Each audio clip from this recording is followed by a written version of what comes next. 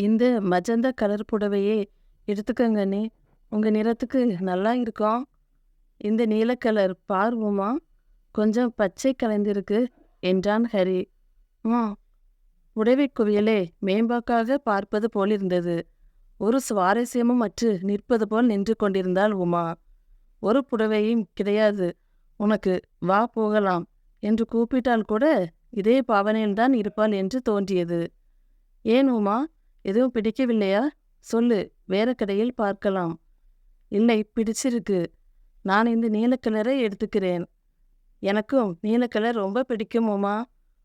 பார், இந்த பட்டுப்புடவை உனக்கு எடுப்பாய் இருக்கும். ஹரி பெருமைப்பட்டு கொள்ள சின்ன சிரிப்போடு பேசாமல் நகர்ந்து கொண்டாள். இவள் சுபாவமே இதுதானா? இவள் நிஜ முகம் எது? தலி தீபாவளிக்கு பட்டுப்புடவை புருஷன் வாங்கி தரும்போது இப்படித்தான் சுவாரஸ்யம் இல்லாமல் இருப்பார்களா? என்னாயிற்று இந்த பெண்ணுக்கு? இந்த வீடு இன்னும் பிடிபடவில்லையா? எல்லாருக்கும் ஜவுளி எடுத்துக்கொண்டு சாயங்காலம் வரை கீதா வீட்டிலே இருந்துவிட்டு கும்பகோணத்திலிருந்து திரும்பும் வரை உமா சோர்ந்து போயிருந்தாள். ஒருவேளை புடவை இவளுக்கு பிடிக்கவில்லையோ? ஹரிக்காக எடுத்துக்கொண்டாளா? இவளுக்கு எது பிடிக்கும்? என்ன நிறம் பிடிக்கும்? ஒருவேளை இதே நிறத்தில் வேறு புடவை அவள் வீட்டில் வைத்திருப்பாளோ? என்ன பெண் இவள்?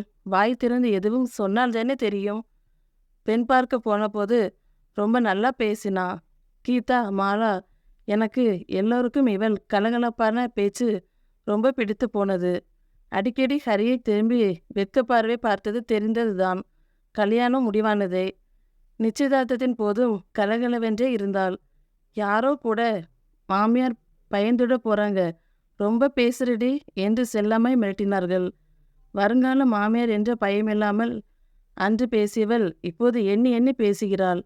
ஹரி கூட கேட்டுவிட்டான். என்ன உமா, நீ பெரிய வாயாடின்னு என்ன பயமுறுத்தினாங்க? நீ பேசவே காசு கேட்பியா? அதற்கும் சிரித்து மழுப்பி விட்டாள். பாதி நாட்களில் என்றோ சிரிப்பு தான் இவள் பதிலாகிறது. தீபாவளிக்கு இன்னும் 3 நாட்களே இருக்கின்றன. இது ஹரியின் தலை தீபாவளி. அவன் இங்கேயே கொண்டாடுவதால் உமாவுக்கும் ஆறுதலாய் இருக்கும் என்று என் பெண் கீதாவையும் மாலாவையும் இங்கே கூப்பிட்டிருந்தோம். நாளை கீதா கும்பகோணத்திலிருந்து வந்து விடுவாள். அவள் பிள்ளைகள் வந்தால் வேறு வேலை பார்க்க முடியாது. வீட்டை தலைகீழாய் கவிழ்த்து போட்டு ஆட்டம் போடுவார்கள். அதனால் இன்றே பலகாரம் செய்து முடிக்க நினைத்து செய்கிறோம். எதிர் வீட்டு மைதிலியும் நானும் சேர்ந்து லட்டு பிடிக்க உமா உதவிக்கு வந்தாள். என்ன உமா, உங்கள் வீட்டில் யார் பலகாரம் செய்வாங்க என்ற மைதிலிக்கு பதில் சொல்லாமல் என்னை நிமிர்ந்து பார்த்தாள். பின் தலை குனிந்து கொண்டு அம்மா செய்வாங்க என்றாள். குரல் அடங்கி கொண்டு வந்தது. சட்டென்று எழுந்து உள்ளே போய்விட்டாள். எனக்கு என்னமோ போலாகிவிட்டது. யாராவது அவங்க வீட்டிலிருந்து வந்தாங்களா? யாரும் வரல. இவ போகணும்னு கேட்கவில்லையா? இது தீபாவளியாச்சே. எப்படி கேட்பா? மைதிலி, என்ன நீ எதுவும் தெரியாதவள் மாதிரி பேசுற? தெரியும் தான். எனக்கு மட்டுமா? கல்யாணத்துக்கு வந்தவங்க எல்லாருக்கும் தெரியும் தான். நான் எதுவும் பதில் பேசவில்லை. இவள் என் வாயில் வார்த்தைகளை எதிர்பார்க்கிறாள். என் மருமகள் மீது குற்றம் சொல்வது என் மீதே துப்பிக்கொள்வது போலென்று எனக்கு தெரியும். இதையெல்லாம் நல்லா ஆறவிட்டு டின்னில் அடுக்கி வச்சிடு. கீதாவும் மாலாவும் வருவாங்களா? ஆமாம், கீதா நாளைக்கு வருவா. மாலா உள்ளூர் தானே, அதனால் நாளை மறுநாள் வருவா. சரி, நான் வரட்டுமா என்று எழுந்து கொண்டாள். என் பிள்ளைகள் வருவது இவள் கண்களை உறுத்துகிறது. நான் மட்டுமென்ன உமாவை போக வேண்டாமென்றா சொல்லியிருப்பேன்? இதுபோல் மரியாதையும் தராதரமும் தெரியாத குடும்பம் என்று நினைத்தோமா என்ன? என்ன பேச்சு பேசினார்கள்?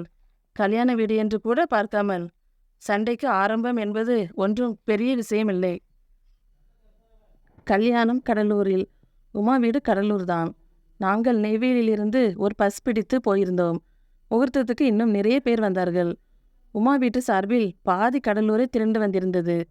அது மே மாதம், நல்ல வெயில். 7:30 மணிக்கு முகூர்த்தம். முடிந்ததும் கரண்டு போய்விட்டது. பட்டுப்புடவை கசகசப்பு, கூட்டத்தின் இடிபாடு. எப்போது சாப்பிட்டு வெளியே போகலாம் என்றிருந்தது.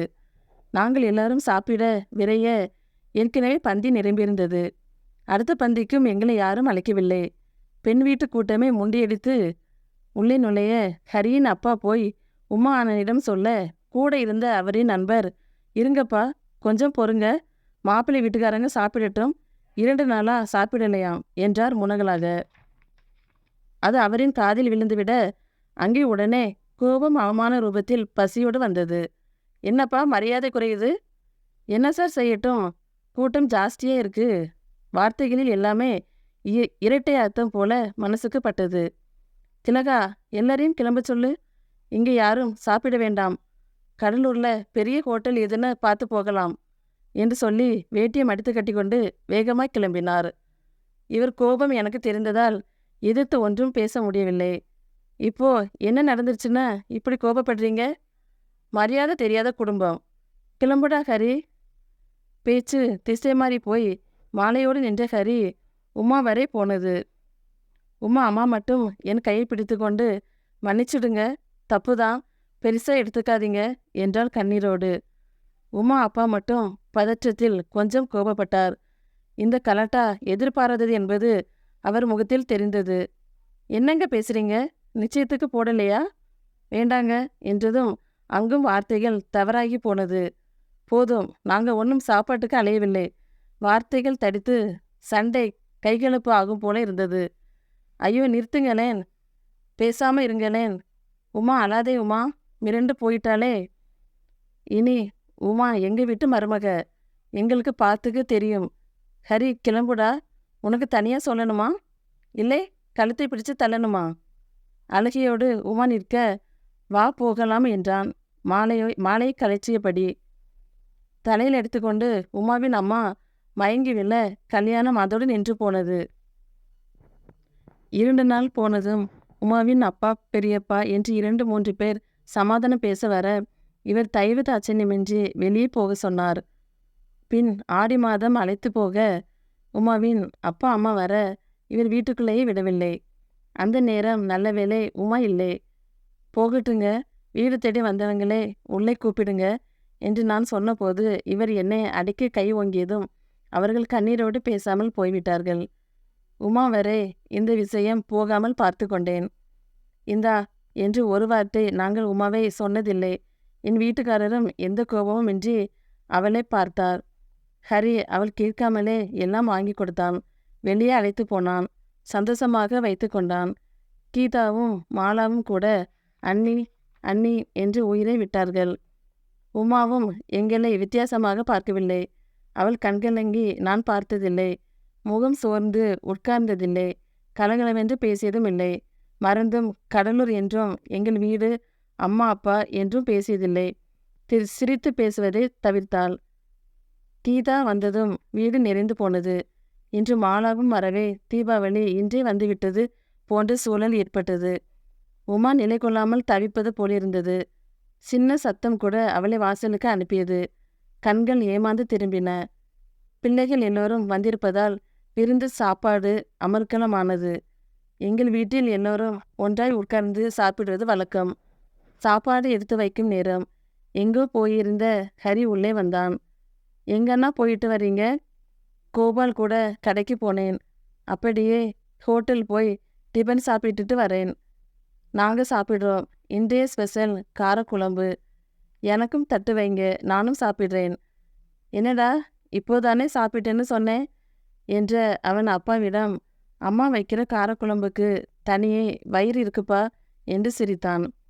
நீயும் உட்காருவோமா, எல்லோரும் அவங்களே எடுத்து போட்டுட்டு சாப்பிடலாம் என்றதும் பதில் பேசாமல் எதிரில் உட்கார்ந்தாள். பாட்டி தண்ணீர். எங்கே சுற்றிக்கிட்டு எந்த ஹோட்டலில் சாப்பிட்டாலும் அம்மா கை சாப்பாடு தனிதான் என்றான் ஹரி. நம்ம வீட்டு சாப்பாடுன்னு சொல்லுனே. பெரிய ஜோ கேட்டது போல எல்லோரும் சிரித்தார்கள். உமா எங்கள் சிரிப்போடு சேர்ந்து கொள்ளாமல் சாதத்தை வெறும் விரல்களால் அலைந்து கொண்டிருந்தாள். இல்லைன்னா அம்மா வச்ச காரக்குழம்பு. குழம்புனா ஆஹா, இதுதான் காரக்குழம்பு என்று மாலா எழுந்து அபிநயம் பிடிக்க மறுபடியும் எல்லோரும் சிரிக்க உமா என்னை நிமிர்ந்து பார்த்துவிட்டு மெதுவாய் சிரித்தாள். முதலாக அவள் கண்களில் சின்னதாய் நீர்த்துளிகள். அவள் கண்ணீர் அவளின் மனதை காட்டியது. தவறு செய்துவிட்டோம் என்ற நினைவு எழுந்தது. டேய் ஹரி, போதும் நீ சாப்பிட்டது. எழுந்திரு போ. போய் உமாவை கடலூருக்கு கூட்டிட்டு போ. என்னடி கிண்டல் பண்றியா? சிரிப்பு நின்று அமைதியானது வீடு. எது கிண்டல்? இந்த பொண்ணு இப்படி நடு வீட்டில் உட்கார்ந்து அழ முடியாம சிரிக்குதே, இது கிண்டலா? ஊரெல்லாம் சாப்பிட்டாலும் அம்மா சாப்பாடு மாதிரி இல்லைன்னு சொல்லி சிரிக்கிறீங்களே, அதே ஆசை அவளுக்கும் உண்டுன்னு யோசிச்சிங்களா? நாம் என்னதான் தங்க தாம்பலத்தில் வைத்து தாங்கினாலும் அவ அம்மா நினைவு வராம போகுமா? வேண்டாம்டா, போடா, கூட்டிட்டு போடா. அம்மா கல்யாணத்தில் அவங்க அப்பா பேசினதே மறந்துட்டியா? உங்க அப்பா பேசினதே மறந்துட்டு உமா இங்கே இருக்கும்போது நீ மறக்கக்கூடாதா? மன்னிக்கக்கூடாதா? என்னால் முடியாது. அவங்க வீட்டில் என்ன நினைப்பாங்க? நாம் கூப்பிடாம போகலாமா? எனக்கு கௌரவம் இல்லைன்னு நினைச்சியா? என்றான் கோபமாக. வேணும்னா உமாவை மட்டும் அனுப்புகிறேன். எது கௌரவம்? பொண்டாட்டியை விட வரட்டு கௌரவம் பெருசா? நீயும் போ, இல்லைன்னா மாலாவையும் கீதாவையும் கொண்டு போய் விட்டு வா. என்னடி ட்ராமா போடுறியா? இல்லைங்க, வாழ்க்கை ட்ராமா ஆயிடக்கூடாதுன்னு நினைக்கிறேன். உள்ளுக்குள் அழுது வெளியே சிரித்து, கடவுளே, இவ பொண்ணுங்க கல்லு இல்லை, எனக்கு வார்த்தையில் சிக்கி கொண்டது. மௌனமாய் நேரம் நகர உமா மௌனமாய் சாதத்தை பிசைந்து கொண்டிருந்தாள். கன்னத்தில் மெலிதாய் கண்ணீர் கோடு. போ உமா, போய் கிளம்பு என்ற என் கணவர் போயேண்டா என்றார். என்று கண்ணீரோடு நிமிர்ந்தவளின் கண்களில் வாசலில் நின்ற அவளுடைய பெற்றோர் மங்களாக தெரிந்தனர். மீண்டும் ஒரு நல்ல கதையில் சந்திப்போம். நன்றி, வணக்கம். சேனலை சப்ஸ்கிரைப் பண்ணுங்க.